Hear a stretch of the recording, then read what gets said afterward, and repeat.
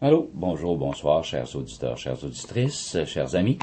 Donc, Pierre Thibault pour les ministères Compassion Québec, qui est un organisme à but non lucratif pour la diffusion de l'Évangile et également offrant la prière aux personnes malades et en besoin de toutes sortes. Comme je vous avais dit, une petite annonce que le prochain sujet de la parole de Dieu serait plus précisément le temps de la grâce tire à sa fin. OK? Donc oui, Dieu est amour. Dieu est tellement amour que nous allons voir justement dans la parole de Dieu ce que ça concerne son amour. OK? Pour l'humanité, pour toi, pour moi. Hallelujah, pour mon voisin, ma voisine. Hallelujah. Donc, dans l'évangile de Jean, chapitre 3, verset 16, un verset qui est très connu de beaucoup de chrétiens, est celui-ci. Dieu a tant aimé le monde qu'il a donné son Fils unique, afin que quiconque croit en lui ne périsse point, mais qu'il ait la vie éternelle. Hallelujah. Dieu, en effet, n'a pas envoyé son Fils, Jésus-Christ, dans le monde pour qu'il juge le monde, mais pour que le monde soit sauvé par lui. Ça, c'est vraiment une marque d'amour de donner son propre Fils, parce qu'il voyait que, hallelujah, l'homme par lui-même n'était pas assez bon à cause du péché qui est entré dans le monde, hallelujah, et qui a infecté la race humaine, l'humanité tout entière. OK? Donc, c'est pour ça Dieu a pourvu, hallelujah, au salut de l'humanité en donnant son Fils Jésus-Christ sur cette croix de Golgotha, afin que celui qui croira soit sauvé. Hallelujah. Ensuite, on va lire aussi un autre verset dans la parole de Dieu qui est dans Romains chapitre 5. Romains chapitre 5. Un instant. Romains chapitre 5, versets 6, 7 et 8. OK? Un autre verset qui nous dit que Dieu est amour. Car lorsque nous étions encore sans force, Christ, au temps marqué, est mort pour des impies, pour des pécheurs, comme vous et moi. Hallelujah. Parce que tous ont péché et tous sont privés de la gloire de Dieu. Tous sont privés du salut éternel, en réalité, parce que nous sommes tous pécheurs, à la base. La nature elle-même, elle est pécheresse. Toi, moi, mon voisin, à la base, nous sommes pécheurs et pécheresses. Hallelujah. Ensuite, ça nous dit, à peine mourrait-on pour un juste. Peut-être mourrait-il pour un homme de bien. Mais Dieu prouve son amour envers nous, en ce que, lorsque nous étions encore des pécheurs, Christ est mort pour nous. Encore là, ce verset-là dans Romains appuie l'autre verset, que Dieu prouve son amour en envoyant Jésus-Christ, qui est mort pour nous. Parce que nous sommes pécheurs, justement. Et à cause de son amour, qui veut que nous soyons réconciliés avec lui, par Jésus-Christ, donc il a envoyé son Fils. Hallelujah. Jésus-Christ qui ne méritait pas la mort du tout, qui était un saint homme, qui était sans péché, Jésus de Nazareth, mais la Bible nous dit qu'il a été fait péché pour nous, afin que nous soyons justice par lui devant Dieu, justifiés. C'est ça la grâce de Dieu. OK? C'est l'amour de Dieu, c'est la grâce de Dieu. Hallelujah. Serge ami, ne l'oubliez jamais. Hallelujah. Et maintenant, on va aller voir dans Éphésiens chapitre 2, qui nous parle encore de sa grâce, 1 à 8. Éphésiens, dans le livre d'Éphésiens, toujours dans la Bible, chapitre 2, versets 1 à 8. La Bible nous dit, vous étiez morts spirituellement, par vos offenses et par vos péchés. Aucune communion entre l'homme et Dieu, parce que Dieu est 3 fois saint et l'homme pécheur, aucune espèce de communion possible entre Dieu pécheur, c'est-à-dire l'homme pécheur et Dieu 3 fois saint. Hallelujah. Vous étiez morts, nous étions morts à ce moment-là, par nos offenses et par nos péchés, dans lesquels vous marchiez autrefois. Là, il parle aux croyants, bien entendu. Selon le train de ce monde, selon le prince de la puissance de l'air, de l'esprit qui agit maintenant, dans les fils de la rébellion, Nous tous aussi, nous étions de leur nombre. Il parle aux croyants, hallelujah, qui ont déjà reçu le pardon de Dieu en Jésus-Christ, qui sont nés de nouveau. Il parle à eux et à nous. Nous tous aussi, nous étions de leur nombre, et nous vivions autrefois selon les convoitises de notre chair, accomplissant les volontés de la chair et de nos pensées, et nous étions par nature des enfants de colère comme les autres. OK? Hallelujah. Mais Dieu, qui est riche en miséricorde, encore une fois, à cause du grand amour dont il nous a aimés, hallelujah, nous qui étions morts par nos offenses spirituellement et par nos péchés, nous a rendus à la vie avec Christ. C'est par grâce que vous êtes sauvés. Il nous a ressuscités ensemble, spirituellement parlant, et nous a fait asseoir ensemble dans les lieux célestes en Jésus-Christ. Oh, hallelujah! Afin de montrer dans les siècles à venir l'infinie richesse de sa grâce par sa bonté envers nous en Jésus-Christ. Et ça nous dit, c'est par la grâce que vous êtes sauvés, et non par nos œuvres, et non par le don d'argent que l'on peut donner à certaines œuvres de charité ou quoi que ce soit. Ce n'est pas par les œuvres, c'est vraiment par grâce que vous êtes sauvés, par le moyen de la foi, en croyant que Jésus-Christ est mort pour moi, que j'ai été pardonné de tous mes péchés à cause du sang de Jésus-Christ qui a été coulé, qui a coulé sur cette croix de Golgotha. Par la foi, je reçois le pardon de Dieu. Je suis justifié. Hallelujah! Merveilleux, merveilleux, merveilleux, merveilleux. Et non par mes œuvres. No way. Et cela ne vient pas de vous, c'est le don de Dieu. Ce n'est point par les œuvres, afin que personne ne se glorifie. Une chose qu'il faut vraiment éclaircir, chers amis, c'est ça. Vous êtes sauvés non par ce que vous pouvez faire de bien, hallelujah, par vos œuvres, donner de l'argent à des œuvres de charité, comme je disais tantôt, ou aider nos prochains, ou quoi que ce soit, de mériter le ciel. Non. C'est bien ces choses-là. Mais vous ne pouvez mériter le ciel par ce moyen, par ces œuvres. Absolument pas. C'est impossible.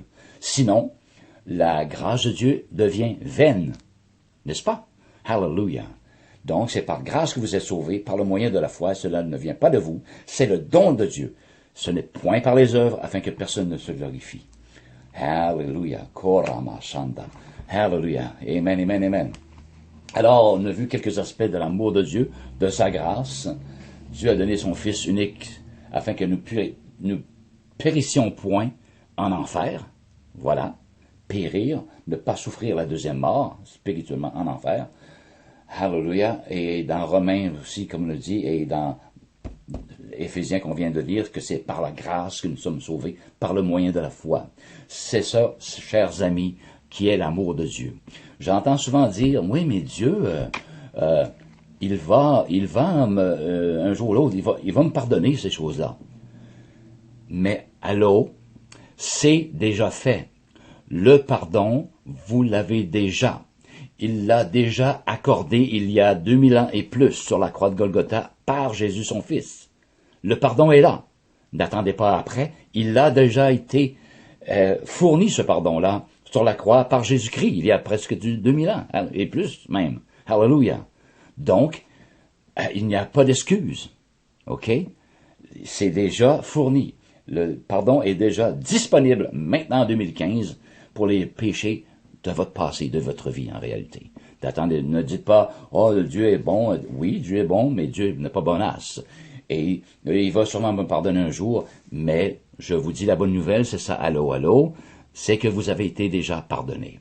Recevez-le par la foi, au moyen de la foi, ce pardon-là. Hallelujah. Ne laissez pas cet amour-là passer free. Non, non, non, non. C'est parce que nous sommes encore dans le temps de la grâce. C'est pour vous encore en ce 5 ou 6 juillet 2015. Hallelujah. Avant que cette grâce prenne fin, c'est encore disponible, chers amis. Amen. Hallelujah. Donc, le premier point qui est l'amour. Maintenant, le deuxième point qui est la repentance, OK? Pour tous. Donc, dans Romains 2, Romains chapitre 2, ça nous dit, concernant la repentance, 1 à 12, « Ô homme, qui es-tu, toi qui juges? Tu es donc inexcusable, car en jugeant les autres, tu te condamnes toi-même, puisque toi, qui juges, tu fais les mêmes choses. » Exemple, je vole le gouvernement, je vole ici, je vole là, dans le secret, en parenthèse, Dieu voit dans le secret, vous vous dites ça, et vous voyez quelqu'un qui vole quelque chose dans un magasin, vous dites, hey, tu fais pas bien voler, vous le jugez. Mais, vous faites la même chose. Vous volez le gouvernement, hallelujah, par vos impôts, quoi que ce soit, et vous dites à l'autre que vous voyez de vos yeux voler prendre quelque chose dans le magasin, et vous dites, hey, c'est pas bien ce que tu fais, c'est du vol, ça. Oh là là, voilà. Car en jugeant les autres, tu te condamnes toi-même. Ce n'est qu'un petit exemple. Il y a bien d'autres dans d'autres domaines aussi. Puisque toi qui juges, tu fais les mêmes choses. Nous savons en effet que le jugement de Dieu contre ceux qui commettent de telles choses est selon la vérité. Et penses-tu aux hommes qui jugent ceux qui commettent de telles choses et qui les fait, que tu échapperas au jugement de Dieu? Non. Hallelujah. Toi qui fais la même chose que celui que tu vois voler, et tu le juges, tu lui dis, hey, c'est pas bien ça. Non. Tu fais la même chose? Eh bien, tu n'échapperas pas non plus au jugement de Dieu. Ou méprises-tu les richesses de sa bonté, de sa patience, de sa longanimité, ne reconnaissant pas que la bonté de Dieu te pousse à la repentance? OK? C'est la bonté de Dieu qui nous pousse à la repentance. Mais, par ton endurcissement et par ton cœur impénitent, tu t'amasses un trésor de colère pour le jour de la colère et de la manifestation du juste jugement de Dieu, qui rendra chacun selon ses œuvres, réservant la vie éternelle à ceux qui, par la persévérance à bien faire, cherchent l'honneur, la gloire et l'immortalité, mais l'irritation et la colère à ceux qui, par esprit de dispute, sont rebelles à la vérité et obéissent à l'injustice. Tribulation et angoisse sur toute âme d'homme qui fait le mal, sur le juif premièrement, puis sur le grec. Gloire, honneur et paix pour quiconque fait le bien, pour le juif premièrement et pour le grec. Car devant Dieu, il n'a point d'exception de personne. Hallelujah. Vous voyez, c'est la parole de Dieu. Chers amis, toi qui commets les mêmes choses qu'un autre et que tu juges cet autre-là, toi-même, tu n'échapperas pas au jugement de Dieu, comme je viens de lire de la parole de Dieu. Donc, la bonté de Dieu te pousse à la repentance, à te repentir de ta mauvaise voie, de ta vie présente finalement. Hallelujah. Maintenant, dans 2 Pierre 3,9, nous allons un autre aspect de Dieu qui est sa patience. Dans 2 Pierre 3, verset 9. Le Seigneur ne tarde pas dans l'accomplissement de la promesse, comme quelques-uns le croient, mais il use de patience, hallelujah, envers vous, ne voulant pas qu'aucun périsse, mais voulant que tous arrivent à la repentance. Alors, on a vu que la bonté de Dieu te pousse à la repentance. Maintenant, on voit que la patience de Dieu est toujours disponible, qui t'invite également à la repentance, de te repentir de ta vie présente, hallelujah, parce que ta vie présente ne plaît pas à Dieu, parce que tu n'as pas reçu le pardon de Dieu au moyen de la foi. Hallelujah. Oh, dans le sacrifice de Jésus-Christ sur cette croix. Oh, hallelujah. Donc, voilà, Dieu use de patience envers toi, afin que tu puisses te repentir de ta vie. Et maintenant, dans Acte 17, Acte 17,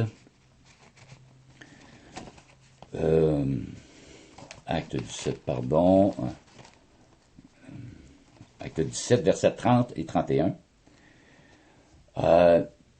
Dieu est patient, oui. Dieu est amour. Dieu est patient, on vient de voir. Dieu est bonté, est bon, hallelujah.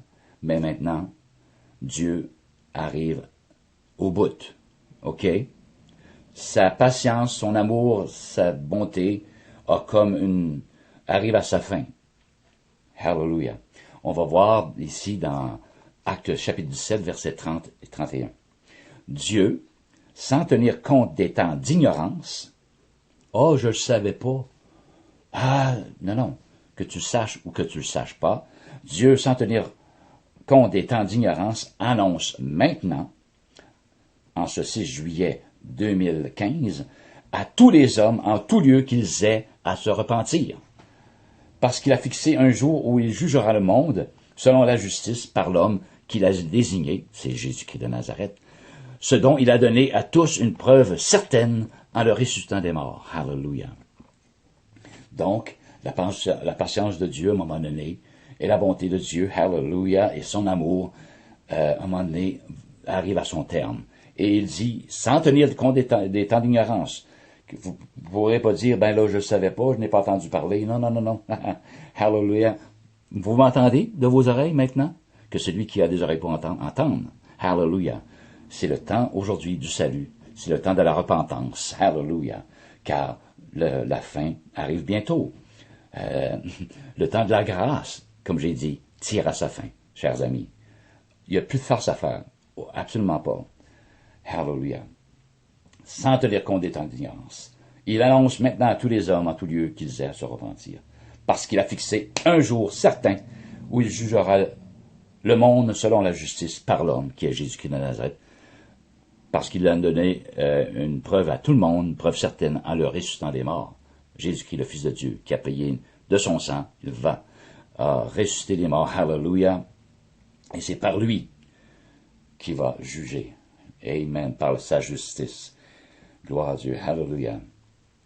Donc, voilà, concernant la repentance, il est bon, il use de patience, mais maintenant, il annonce à tous les hommes l'avertissement de se repentir. Hallelujah.